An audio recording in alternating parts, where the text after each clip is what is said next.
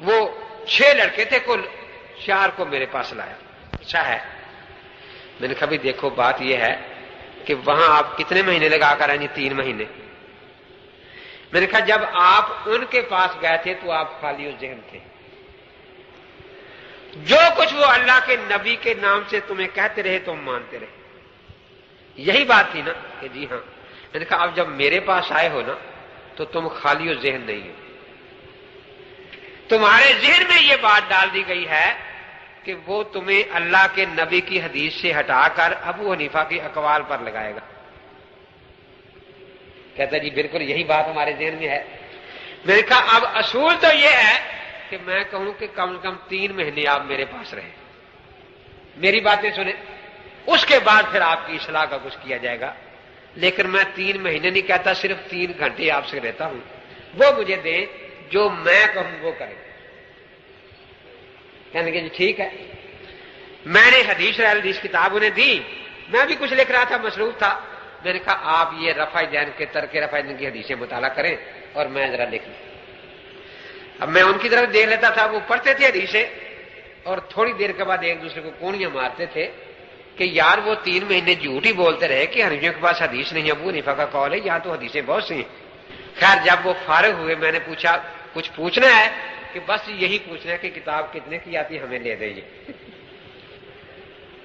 میں نے کتاب منگوا دی، وہ بڑے خوش چلے گئے. لیکن غیر مقدم سے پکا کر دیا کہ تو نے اپنی باتیں کرنی، اس کی سننی نہیں جا کے. خیر وہ آ گیا، کہنے لگا جی آپ مجھ سے کوئی بات نہ مجھے بتائیں، میں سوال پوچھوں گا.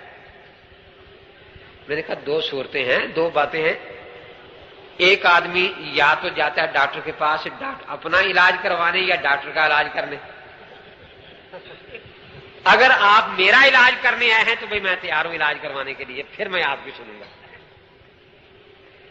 لیکن پھر سوال کا حق مجھے ہوگا کیونکہ بیمار میں ہوں نا. میں بتاؤں گا مجھے یہ بیماری ہے، اس کی دوا بتا دو، یہ بیماری اس کی دوا بتا دو. اور اگر آپ اصلاح کروانے آئے ہیں تو پھر میری بھی سننی پڑے گی. کہنے لگے جی یہ بتائیں کہ سب سے پہلے مسئلہ کہاں سے لینا چاہیے.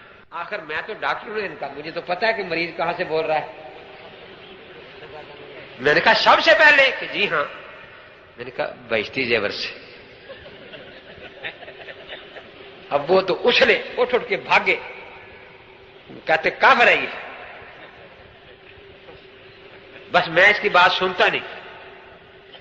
میں نے انہیں اشارہ کیا کہ جانے دو نا دینا، بٹھاؤ بیچارے کو. بٹھائیں وہ پھر کھڑا ہو جائے. خیر 5-6 منٹ کے بعد اس کو بٹھا لیا. میں نے کہا چلو یار تو ناراض ہو گئے، میں ہی معذرت کر لیتا ہوں. اصل کیا بات یہ ہے کہ ہمارا معاشرہ جو حنفیوں کا یہ ہے نا کہ سچ بات زبان سے نکل جاتی ہے. کہتا اچھا یہ سچ تھا؟ میں نے کہا تھا تو سچ. وہ پھر غصے سے کھڑا ہو گیا تو یہ سچ. میں نے کہا اچھا چلو یہ تو تجھے سچ نہیں لگا، اچھا تو بتا کہ پہلا نمبر کس کا ہے؟ قرآن کا. میں نے کہا مجھے کے لیے، تیرے لیے نہیں. نہیں جی میرے لیے بھی ہے. اچھا. میں نے کہا آپ نماز پڑھتے ہیں؟ کہ جی ہاں. میں نے کہا ایک دن آپ اتحیات میں بیٹھے اور اتحیات کی جگہ بھول کر عالم شریف پڑھ لی، ایسا ہو جاتا ہے؟ کہ جی ہاں.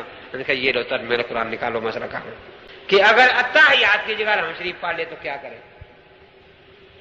میں قرآن دوں وہ ہاتھ نہ لگائے. میں نے کہا مجھے تو کافر کہتا تھا، تو کافر تو نہیں، تو قرآن کو ہاتھ لگا لینا. اب کتنے مہینوں میں تو قرآن کا ترجمہ پڑے گا؟ مسئلہ تو یہاں نہیں ملنا. کتنے سالوں میں تو سیاستہ کا ترجمہ پڑے گا؟ مسئلہ وہاں. مسئلہ پھر وہی بیٹھے میں جا کے ملنے دوں. تو بات یہ ہے کہ میں نے تجھے پہلے کہہ دیا کہ بیٹھی زیور. پھر میں نے پوچھا، میں نے کہا دیکھو میں تم سے ڈرتا نہیں.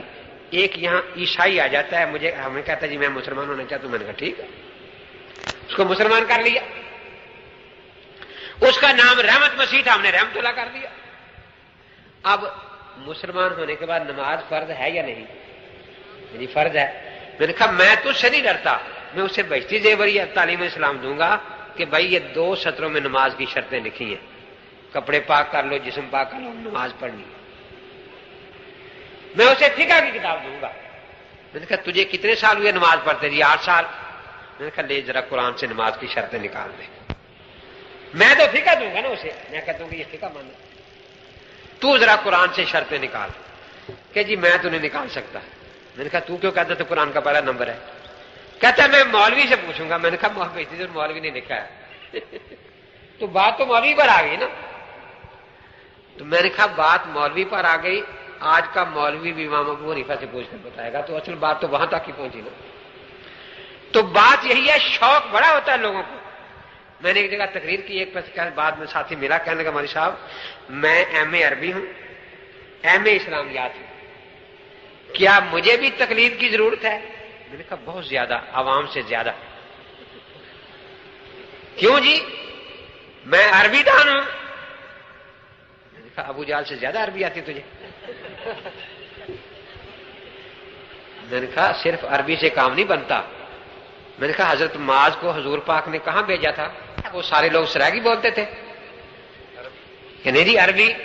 میں نے کہا حضرت نے یہ نہیں فرمایا کہ ان کو جا کے قرآن دیس وہ خود اجتہاد کرتے رہیں گے، نہ، وہ سب کی زبان عربی ہے، لیکن اجتہاد صرف حضرت معاذ کر رہے ہیں، اور وہ سارے عربی جاننے والے ان کی تقلید کر رہے ہیں کہ نہیں جی ہم جیسے لوگوں کے لیے تو یہ چاہیے نا کہ جس کا مسلک اقرب الکتاب و سنہ ہو اس پر عمل کر لیا جائے، خواہ شافعی کا ہو یا ابو حنیفہ کا ہو۔ میں نے کہا حوصلہ تو بڑا کیا ہے تو نے، لیکن تجھے پتا ہے میں پرائمری اسکول کا ماسٹر ہوں، جس شاگرد کو ہم بالکل نکما سمجھے نا اسے کہتے جہاں سے تجھے آتا ہے وہاں سے سنا دے۔ اب چاہیے تو یہ کہ میں تجھے 10 مسائل قانون کے دوں، 10 وراثت کے، 10 نماز کے، 10 زکوٰۃ کے، 10 حج کے، کہ بھی ان میں پہلے چاروں اماموں کا مسلک بیان کرو، پھر چاروں کے دلائل سناؤ، پھر تو وجہ ترجیح بیان کر، پھر میں دیکھوں کہ اس وجہ ترجیح کو کون سا سرخاب کا پر لگ گیا ہے جو امام ابو حنیفہ کی وجہ ترجیح کو نہیں لگ سکا، جو امام شافعی کی وجہ ترجیح کو نہیں لگ سکا، کون سا سرخاب کا پر تیری تحقیق کو ترجیح کو لگ گیا ہے۔